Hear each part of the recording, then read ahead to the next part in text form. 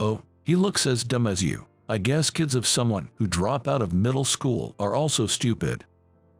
A classmate named Catherine, who for some reason always looked down on me, looked into Ryan's face. She was a Harvard graduate. She was good-looking but had a terrible personality. That's what Catherine said after looking at Ryan's face. I could tolerate being mocked myself, but it pained me when she insulted my son, Ryan. Despite my patience, I raised my voice. His education level doesn't matter. Just because you went to Harvard doesn't give you the right to speak to my son like that. Seeing this, Ryan said in a cold voice, "Dad, this woman, it's Mrs. Smith, right? Should we fire her?" Ryan might look like he's 10, but he's no ordinary 10-year-old. Catherine would later come to realize this. My name is John. Probably a very average 8th grader at that time. Part of the soccer team, sometimes on the bench, sometimes not. Unlike the noticeable guys, I don't have a girlfriend. Yes, just an utterly average 8th grader. I had one strength and one weakness. First, my strength was math. I wasn't good at all subjects, but for some reason, math just clicked for me. I solved problems without much struggle, even if it was an advanced problem I saw for the first time. I was the only one in my grade who could solve some tough problems, and I've been holding the top rank in math since admission. I especially loved binary numbers. It felt romantic to count in a system other than base 10. It felt like a game and was very fun.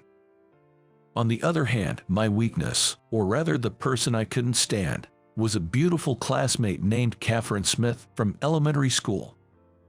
For some reason, Catherine treated everyone else normally, but she was cold to me. We used to play together in early elementary school and even visited each other's houses, but around our school trip in elementary school, she suddenly became distant and would only speak ill of me. "John, don't slack off during cleaning. Come on, take out the trash." It wasn't just me who was slacking off, but Catherine would say this and toss the trash can at me. "John, don't just stand there, put out the flame. You're so useless." Anyone could turn off the burner during our science experiments, but Catherine would always complain to me.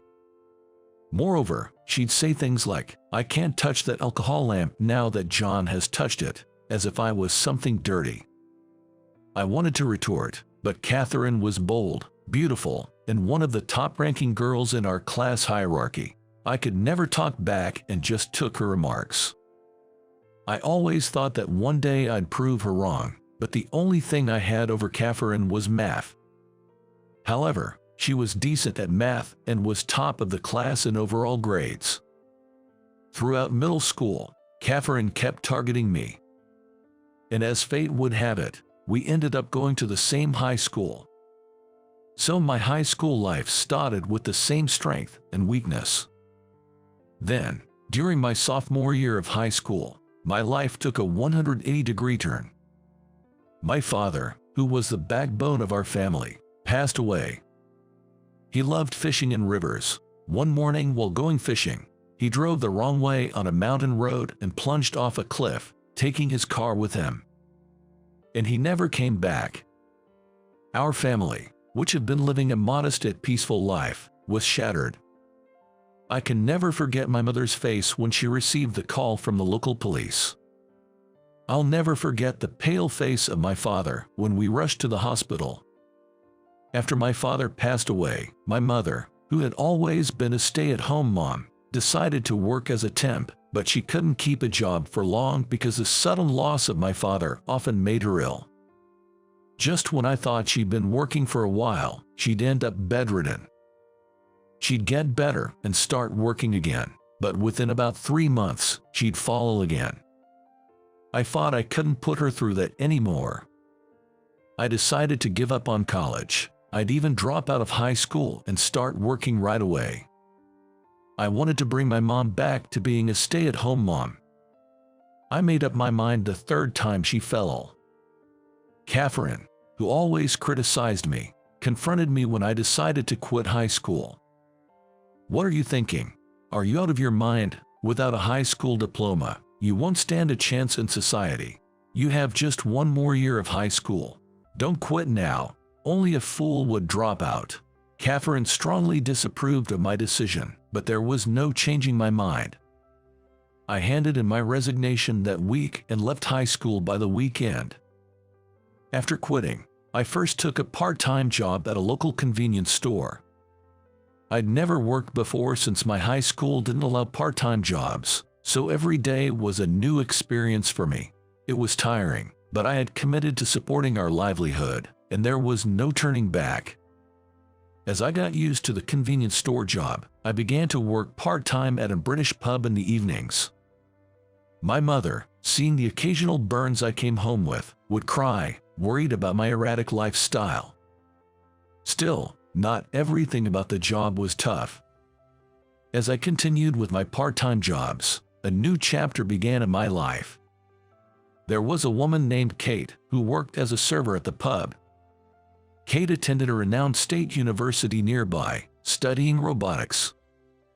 Kate and I started chatting a little more during the hours when there were fewer customers. Turns out, robotics involves a lot of math, and I found the college lectures Kate shared with me really interesting. Gradually, I became interested in robotics. Whenever I wasn't scheduled at the convenience store during weekdays, I'd go to the university with Kate and secretly attend lectures. The classes were challenging with many unfamiliar theories, but I'd borrow Kate's student ID to study in the library afterward. Sometimes I'd wonder if I'd be attending that university if it weren't for my father's accident. But I found fulfillment in my busy work days, and there was a sense of accomplishment in supporting my mom. And above all, experiencing my first love was wonderful. Kate, being 3 years older, seemed very mature. Every conversation with her was stimulating. Yet, when we'd strolled by the riverbank, her expressions were childlike and adorable. I wanted to protect Kate's smile forever. As expected, Kate went on to graduate school. Being one of the top students, it seemed many research labs wanted her. She chose a research lab led by a professor known for tackling challenging subjects. Since Kate's research often extended into the late hours, she quit her part-time job at the British pub, so we no longer ran into each other at work. But every evening, once I was done with my own job, I'd visit Kate's apartment, cherishing the few moments we could spend together. Kate's apartment looked like that of a stereotypical science student. Aside from essential furniture and household items, there were piles of specialized books everywhere. By this time, I couldn't comprehend the complexity of the books Kate was reading, but she'd occasionally simplify her research for me. "You know, John, after working a few years, you can always choose to go to college," she said. I thought I had given up on the idea of going to college, but it was Kate who showed me such an option. Turns out, not everyone entering college is a fresh high school graduate around 18 or 19. Many adults do it, too. Those who've worked after high school and then felt the urge to study more also enroll. But Kate, I didn't even graduate from high school. When I mentioned that, Kate told me about the GED system. Apparently, even for someone like me who hasn't graduated from high school, if you pass the GED test, you are considered to have a high school level education and can then apply for college. Right now, I don't have the money for college tuition, and I'm maxed out just supporting my mom and me, but a new dream was born in me, to save up money and go to college someday. My dates with Kate were mostly in her apartment or on the university campus, but they were always a lot of fun. The university's cafeteria was affordable and tasty. Plus, considering the appetites of college students, they had plenty of large portion options, which was great. Kate loved the parfaits from the cafeteria. Every time I bought her one and brought it to our table, she'd be so delighted. I'd often think that if I could earn more, I could treat her parfaits at fancy cafes instead of the cafeteria. But the joy she found in those school cafeteria parfaits made me cherish her even more. Kate would always tell me, if you want to earn more, you can't just work more hours. There's a limit to how many hours a person can work. Instead, improve your skills. If you can earn more per hour, you'll make more even if you work the same hours. You should focus on learning. I had a tendency to pick up more shifts whenever I saw something Kate might want, but her words made me hold back and consistently work on improving my current skills. I learned to use software I couldn't before, and even got a culinary license. Though it cost money to study, and sometimes felt like a financial setback, once I got that culinary license, the manager at the pub I worked at praised me and raised my hourly wage. As a result, I was able to buy Kate the necklace she had been eyeing for Christmas. And with my improved computer skills, I got a job as a computer class instructor through a friend's recommendation. Leaving my convenience store job that I had since dropping out of high school, teaching computer skills to folks in the community meant a significant bump in my monthly earnings. Around this time, my mom, feeling healthier, started working part-time, reducing the financial burden on our household. Little by little, I started saving money. With savings in hand, I began to think about marrying Kate. And when Kate graduated from grad school in the spring, we joyfully tied the knot. Our life together, as she started her job as a researcher after her postgraduate studies, was incredibly happy. We rented a small place, but whichever of us got home first would make dinner, and we'd eat together every evening. Even the moments just lying together, I felt so happy being aware of Kate's presence beside me. I continued to juggle my jobs as a computer instructor and a part-timer in a pub's kitchen. One day, the manager approached me, saying he wanted me to run the kitchen for a newly opening pub. It seemed I was the only part-timer with a culinary license. So, my hourly wage increased a bit. "John, let's save the extra money for when you go to college someday," Kate suggested. Even though I wanted to treat her to all her favorite foods, she said that, "I'm quite content with my current life. You should definitely go to college. You love math so much." Saying that, Kate wouldn't let me use the money for our date night. I even proposed sending more money to my mom, but after hearing from Kate about college, she refused. And that's how I began saving for college. Then one day, Kate, blushing, told me something. "I'm pregnant." We were truly at the peak of our happiness. Our son, Ryan, turned out to be an astonishing prodigy, much to our surprise. Kate and I were both good at math, so we expected him to like it to some extent, but he exceeded our expectations.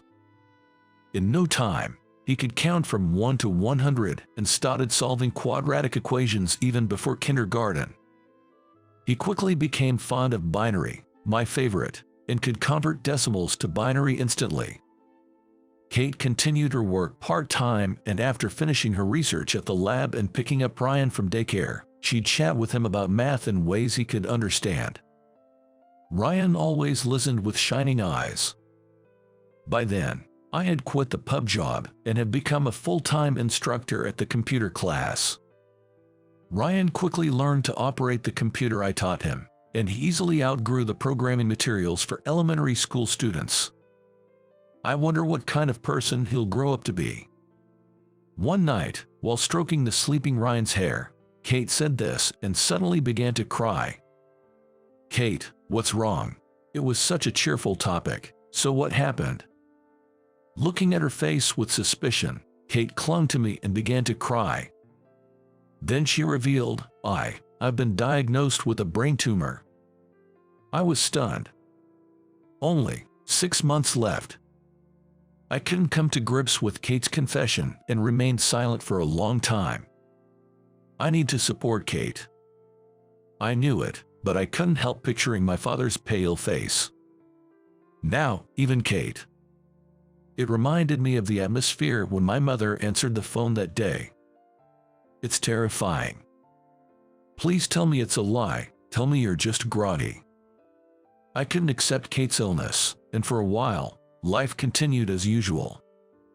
Kate went for treatments, but she never talked about her illness since then. I thought maybe we could just pretend it never happened. But one day, a call came from the lab. Kate collapsed. Lying in the hospital bed, Kate had regained consciousness but was hooked up to several lines, breathing through an oxygen mask. I wanted to look away, but the situation had escalated to a point where I couldn't. Please, look after Ryan. By the time I finally accepted the reality of her words, Kate's condition had deteriorated to a level beyond treatment. For the month before Kate passed away, we repeatedly talked about Ryan's future. Kate apologized to me and Ryan, again and again. She had nothing to apologize for. The hardest part was for Kate, having to leave Ryan behind. Ryan has an incredible talent, Kate kept saying. I felt the same way. I'll do everything I can to help Ryan harness his exceptional gifts. Kate often took Ryan to the lab, where everyone adored him. She asked me to keep taking him to the lab even after she's gone. With the help of everyone in the lab, I promised to provide the best education possible. At dawn, on the day when 6-year-old Ryan held back tears and said, "Mom, Dad and I will do our best, don't worry," Kate was called to heaven at the young age of 33. Having lost a loved one twice, I couldn't afford to break down. I had to protect my son, Ryan. From that day, we started a new life, focusing on nurturing Ryan's talents. Time passed, and as Ryan's 10th birthday approached, we went to celebrate at a famous upscale restaurant known for its traditional dishes.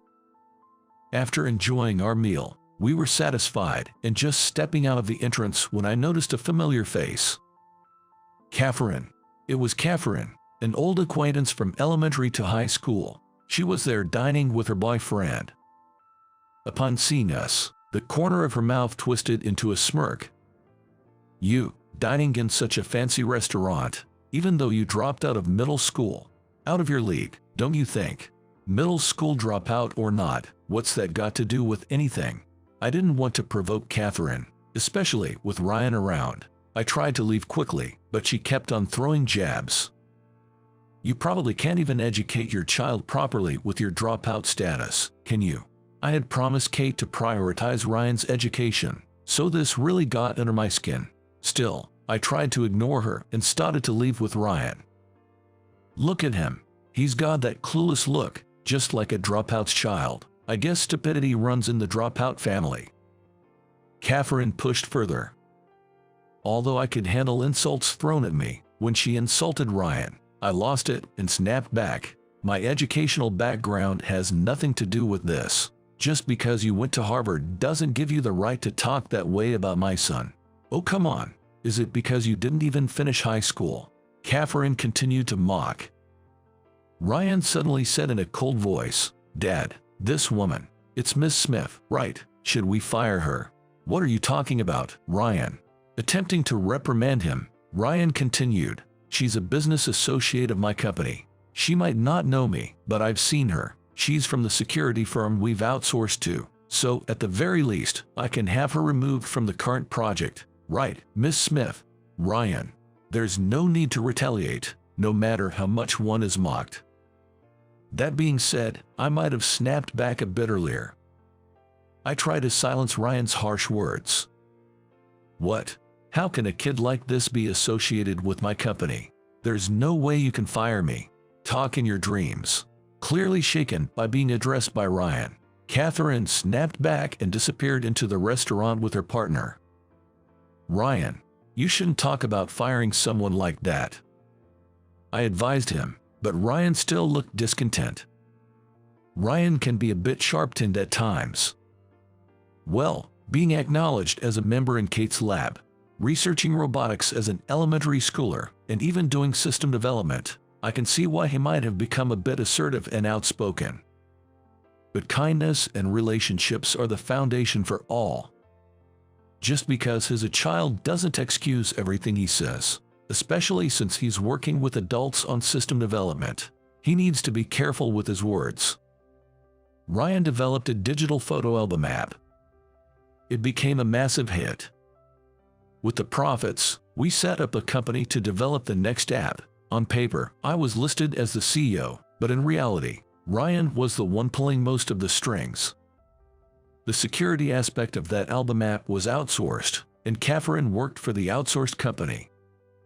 When I reprimanded him for speaking rudely to an outsourcer, Ryan pouted for a while, but when I said, "Mom will cry," he calmed down and muttered, "Sorry." It was a few days after the incident at the upscale restaurant. A data breach occurred at Catherine's company. Fortunately, the information leaked wasn't directly related to Ryan's app, but we found ourselves dragged into the whole mess. "You did it, didn't you?" Holding a grudge about that incident before, Catherine accused Ryan of being the culprit. Ryan was, of course, outraged. Feeling indignant, he was determined to find the real perpetrator. Fortunately, the method of the leak wasn't too complicated. It seemed like he'd just have to decrypt some codes and trace back a few IP addresses. With the help of everyone in the lab, when they decrypted the code and tracked the address, it surprisingly led to the computer of Tom, the boyfriend who had accompanied her to that upscale restaurant that time. When Catherine confronted him, Tom readily admitted that he had someone else do it for him. I was just jealous of how capable Catherine seemed, able to do anything. Catherine had a flashback at those words. A time in the past when she felt inferior to her first love in math and acted mean out of frustration. She had intended to confess her real feelings and apologize for her past behavior when they graduated high school, but he dropped out, and she never got the chance. Even though she was the one at fault, she harbored resentment and said hurtful things when they met again. Catherine came to my house to apologize and shared this story. I was utterly shocked to see the proud Catherine, almost as if bowing her head to the ground in remorse. Her confession that she once had feelings for me was even more startling. It made me realize anew how emotions can become so tangled that they're hard to control. Ryan didn't say much, but he seemed to sense something in Catherine's sincere apology and her vow to help Tom get back on the right track. Kate. Ryan just turned 10. Today, we're visiting Kate's gravesite. Ryan's photo app is still selling really well. The new features are loved by the customers, and the add-ons are selling. He reported in front of Kate's grave. But I did something wrong. Ryan admitted on his own. Some people I work with spoke ill of me, and I retaliated spitefully. Even though I was the stronger one, I ended up bullying the weaker person. Had he truly realized his mistake? As a parent, I felt relieved to see Ryan reflecting on his actions. From now on, I'll be kinder to others. Even if someone speaks ill of me, I won't retaliate. So, Mom, you can be at peace. Kate, Ryan has grown so much, both in heart and body. He's truly maturing. And I have something else I want to share. Kate, I've decided to go to college next year. I plan to study engineering and work seriously on system development, alongside Ryan and the others. It'd be really reassuring if you join the development team, Ryan exclaimed with enthusiasm. I used to only be involved in company management, but honestly, I've always wanted to be part of the development, not just for bug checks, but to be deeply involved. I thought going to college would be the best way to achieve that. When I grow up, I'll go to college too. I want to attend the same one Mom did. You already visit college research labs, don't you, Ryan? But you should definitely go to college, maybe even grad school. Yeah, and in the future, I want to be a researcher like Mom. I'll leave the company to you, Dad, Ryan said with a mischievous grin. Kate. He's growing up so strong and capable. It seems like it'll be a long time before I come to see you, but by then, I'll have plenty of stories to share. So, please wait for me there. I whispered to Kate in my heart. John, Ryan, I will always be watching over you. It felt like I heard Kate's voice carried by the wind. All right, Ryan, let's grab some ice cream from the campus cafeteria on our way home. Yay! Ryan cheered. We started walking hand in hand on our way home. the scent of spring beginning to mingle with the air.